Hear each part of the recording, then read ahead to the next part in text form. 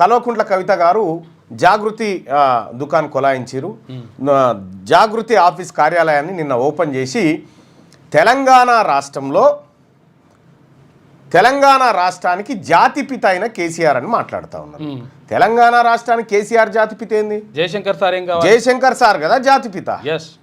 తెలంగాణ రాష్ట్రం కోసం ఇడ్లీ సాంబార్ 1952లో జరిగినటువంటి ఉద్యమం దగ్గర నుంచి మొదలు పెడితే, ఏది అప్పుడు హైదరాబాద్ స్టేట్ దగ్గర నుంచి మొదలు పెడితే ఇడ్లీ సాంబార్ ఉద్యమం కానీ, తొలి దశ తెలంగాణ ఉద్యమం కానీ, ఆయన బనారసు విశ్వవిద్యాలయం నుంచి ఇంకా 1-2 యూనివర్సిటీల నుంచి పట్టాలు పొందిండు. ఆర్థిక శాస్త్రంలో నిపుణుడు.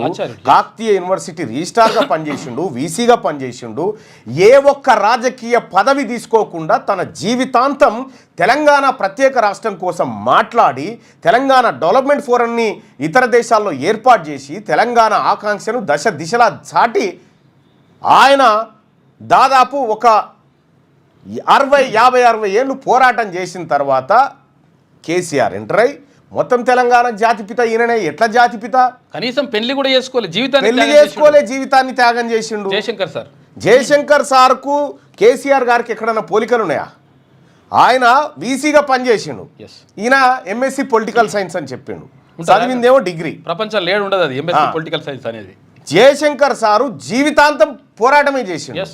నిజంగా ఈ బీసీ ప్రజలను అవమానించినట్టే కవిత గారు. మీరు కేసీఆర్ ను జాతిపిత అంటే మా బీసీ ప్రజలను, మా నాయకత్వాన్ని అవమానించినట్టే.